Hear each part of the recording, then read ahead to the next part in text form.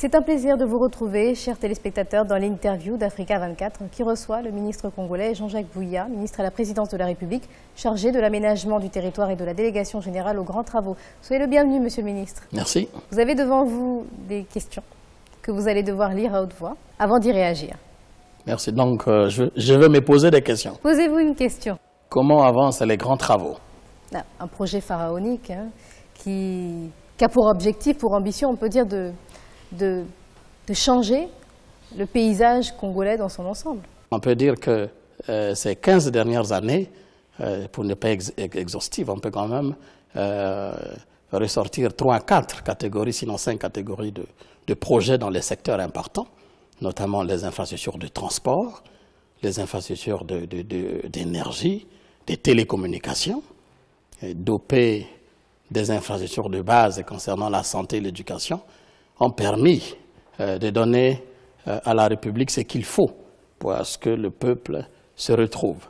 Les infrastructures de transport, nous pouvons aujourd'hui dire que l'ensemble du territoire, dans la grande partie du territoire, se retrouve aujourd'hui unifié sur l'ensemble du territoire. Nous avons par exemple la dorsale de Pointe-Noire, donc la façade maritime de notre pays, jusqu'à la frontière extrême avec le Cameroun, à peu près 1600 km de routes réalisées. Donc les infrastructures d'énergie, adossées aux infrastructures de transport, à peu près 800 km de lignes très haute tension complètement remodernisées, donc réhabilitées, modernisées, et à peu près 1800 km de lignes, non, je voulais dire 800 km de lignes de transport d'énergie entièrement réalisées.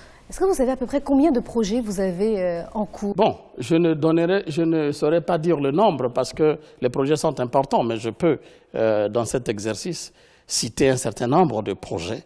On peut dire que nous avons au moins une trentaine de projets d'envergure. Quand nous pensons que ce pays est un pays de transit, est un carrefour, il faut donner les atouts à ce carrefour. Donc la dorsale nord-sud, Brazzaville-Pointe-Noire, Ouesso, disons Pointe-Noire-Brazzaville-Ouesso, est un projet majeur. Un deuxième projet majeur, c'est le maillage de l'ensemble du territoire sur le boulevard énergétique. Donc, en construisant l'énergie, entre Pointe-Noire et Brazzaville, c'est déjà réalisé. Entre Brazzaville et la partie septentrionale du pays, jusqu'à Ouesso, c'est en cours. Certains vous reprochent, par exemple, d'avoir des projets qui sont surévalués. Est-ce que c'est le cas? Les projets ne peuvent pas être surévalués. Les projets sont d'abord étudiés. Il y a un cahier de charges, il y a un besoin. Après un cahier de charges, une étude est réalisée et l'étude nous permet d'avoir une estimation confidentielle qui permet d'apprécier le projet dans son importance. Et à partir de là, la mise en œuvre se fait valoir. Donc, on ne peut pas surévaluer ce type de projet, mais le pays en a besoin. Donc, aux grands travaux, on évolue dans la transparence la plus totale. Absolument. Puisqu'il y a des consultations internationales, il n'y a pas de gré à gré. Il y a quelques années, c'est-à-dire en 2002, aucune partie, aucun chef-lieu de département de notre pays n'était relié d'un seul trait à un autre par une route bitumée. Vous voyez, donc en moins de 14 ans, 10, c'est un progrès énorme. Avant votre arrivée? Il ne s'agit pas de notre arrivée. Avant la mise en place du projet, le chemin de la Nouvelle Espérance, le premier projet de 2002, de la première mandature du président. Monsieur le ministre, plaquette suivante, s'il vous plaît. Ah. Vous vouliez en parler, eh bien voici. Ah, les Jeux africains. Alors, la première édition, elle s'est tenue en 1965. Voilà un autre projet d'envergure. Oui, mais justement, donc on va creuser un petit peu. Là, cette année, les Jeux se déroulent effectivement au Congo. Vous êtes en train de vous préparer. Comment se passe cette préparation? Il y a des installations d'envergure recommandées, évidemment, par l'Union africaine à travers son organisme spécialisé sur ces Jeux, puisque ce sont les Jeux de l'Union africaine. Et nous avons mis en place les infrastructures de taille pour pouvoir recevoir ces Jeux, non seulement pour le 11e Jeux africains, mais aussi pour fêter le cinquantenaire. Parce qu'en 1965, c'était quand même, le président le dit souvent, un peu le menu qu'après les indépendances, qu'un pays s'est engagé à le faire. Mais est-ce que vous serez prêt à temps? Nous serons prêts, oui, effectivement. Ce n'est plus le moment de se poser la question. Ah bon, vous pensez parce que Brazzaville est en chantier tout de même? Brazzaville est en chantier, mais on ne finira jamais d'être en chantier dans une ville dynamique. Donc, effectivement, Brazzaville est en chantier. Les hôtels sont en construction. Les hôtels sont en train d'être ouverts à la clientèle, c'est sûr. Il y en a d'autres qui sont opérationnels. Celui de l'aéroport et celui de l'aéroport et celui l'hôtel Mbamou, là, le Radisson Blu va ouvrir très bientôt. Nous avons fait la visite des installations. Il ne reste pas grand-chose.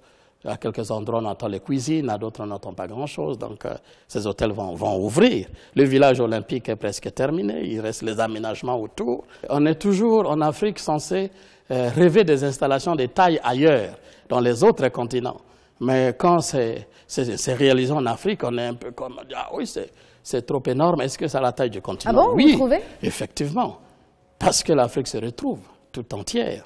C'est à la taille du continent, c'est aussi à la taille des ambitions du continent, parce que l'Afrique est le continent de l'avenir. Les complexes sportifs, dans le grand stade, à peu près 60 000 places, 60 500 s'il faut être précis, 60 000 places, c'est un grand complexe de commune mesure où on peut jouer les équipes dignes de ce monde, de partout, hein, peuvent venir et réaliser, et ça peut être là aussi une référence continentale pour le reste du monde. Et ceux qui vous ont aidé pour le faire, ce sont essentiellement, on a vu beaucoup aussi de partenaires chinois qui vous ont aidé à justement pouvoir atteindre cet objectif de réalisation. Il y a effectivement les installations sportives ont été réalisées par les partenaires chinois, et comme d'autres installations comme les voies d'accès ont été réalisées par des partenaires français et d'autres des partenaires chinois, bref, des partenaires brésiliens aussi. Est-ce que vous avez réussi justement à pousser ces partenaires chinois, parce que ça soulève parfois la polémique ici au Congo, à venir non pas avec leur main-d'œuvre et avec leur matériel, mais à faire travailler les populations locales? Nous avons fait davantage mieux,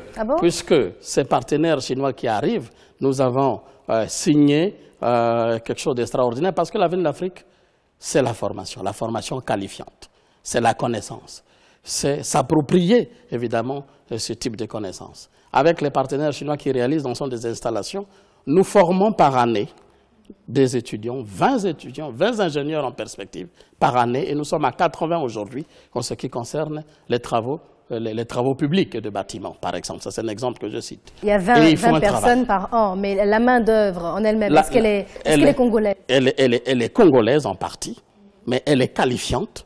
Elle est aussi étrangère. En partie, c'est-à-dire, elle est étrangère non chinoise aussi.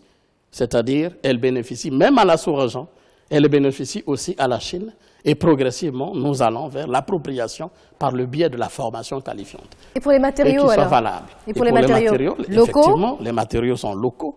Mais il s'avère que, par exemple, une caméra, on ne la trouvera pas ici. Mais du ciment, on peut en trouver ici. Les ciments, on peut même être heureux parce qu'on va peut-être être bientôt à la 3e, 4e, sinon 5e cimenterie. Il y a les cimenteries ici. Tout le ciment est congolais. Toute la ferraille aussi, pareil. Nous sommes en train de développer une zone économique spéciale industrielle à Maluku, où tous les matériaux de construction sont réalisés in situ, sur place. Et ce qui fait qu'un projet important, je ne peux peut-être pas parler de ça, l'eau pour tous, est réalisé avec l'ensemble des matériaux fabriqués au Congo, avec les partenaires brésiliens. Sera réalisé? Non, réalisé à l'heure actuelle. L'eau pour tous, l'ensemble des forages dans 2000 villages. 4000 forages dans 2000 villages. Donc tout le Congo? Dans tout le Congo, du nord au sud, de l'est à l'ouest, dans tous les villages. Et bien sûr, fort de ces succès, s'il arrive, parce que le Congo n'a pas que 2000 villages, c'est déjà 2000 villages répartis sur l'ensemble du territoire. Et quand vous arrivez, passer d'un village à un autre, oublions un au passage, ou en faisant en sorte que celui-là attendra la prochaine phase, et vous avez un tollé général. Et on va passer à l'électricité pour tous aussi? Effectivement. L'électricité est déjà pour tous, mais qui évolue normalement. C'est un programme. L'électricité est pour tous dans son objectif. Pour tous, ça dépend des villes, ça dépend des quartiers. Dans son objectif, il est pour tous. Tous, pas tout le temps. Parce qu'il est pour tous, c'est décrété pour tous, dans son objectif. Mais les objectifs, on ne peut pas les atteindre le même jour. Parce que tout le monde veut la même chose, le même jour, ce ne sera pas évident, à coup sûr. Mais il y a une progression énorme. Je peux vous dire, par exemple, et c'est juste une parenthèse, ces 10 dernières années, il y a plus de 20 villes congolaises qui ont été reliées par l'énergie pérenne. Mais au même moment, certains se plaignent d'avoir de plus en plus de coupures d'électricité, de délestage. On prend à gauche pour distribuer à droite. Parce qu'il y a la problématique des grandes villes. Les grandes villes passent d'abord par leur propre aménagement, parce qu'elles se sont développées de manière un peu anarchique. pendant une certaine période. Il va falloir les restructurer, leur apporter l'énergie et apporter l'énergie au client final, y compris la conscientisation des populations sur cette denrée rare et effectivement qui nécessite souvent un certain comportement. Monsieur le ministre, on va passer à la question Joker pour terminer cette interview. Ah déjà, parce que je n'ai pas fini sur les Jeux africains. Et monsieur le ministre, si on doit continuer, écoutez, on ne pourra jamais terminer. Ah, alors, le Joker, il n'est pas ici. Est-ce que justement, monsieur le ministre, vous n'avez pas trop de responsabilités? Ça dépend de ce que vous appelez trop de responsabilités. Dans le rôle à jouer ou dans ce que nous avons. Même vous êtes omniprésent, on vous voit et on a l'impression que les grands travaux, ça touche tous les secteurs d'activité. Donc quelque part, tout le monde dépend de vous. On est toujours obligé d'être relié de vous. Non, non, ils ne dépendent pas de moi, mais plutôt c'est le caractère transversal. Parce que donner au pays les projets structurants, parce qu'il s'agit de structurer le pays. C'est ça l'aménagement du territoire. Comme vous voyez l'aménagement du territoire, je vais vous prendre un exemple pour nuancer avant de terminer cette histoire. L'aménagement du territoire, vous pouvez vous retrouver sur un territoire d'un espace donné, avec une dimension donnée, et vous vous rendez compte qu'il y a une très belle forêt. Très belle forêt, vous dites, elle est merveilleuse. Et puis vous touchez le sol, vous faites des analyses, la terre est tellement riche. Vous dites, mais c'est pas possible, je vais quand même faire l'agriculture ici. Et puis quelque temps, il y a un qui vient creuser, se rend compte qu'il y a les mines. Que faut-il faire? Et pourtant, il faut aménager le territoire. Certains disent, non, mais c'est beau, il ne faut rien couper. Il faut préserver ce territoire. Mais dans ce cas-là, tout le monde se tourne vers le ministre Bouya. Non, c'est là l'importance de l'aménagement du territoire à travers ce que je vous ai dit dès le départ, qu'il y a une loi d'orientation sur l'aménagement et le développement du territoire. C'est pour faire en sorte que tout cela soit harmonieux, équilibré et fonctionne en toute symbiose. Merci à vous.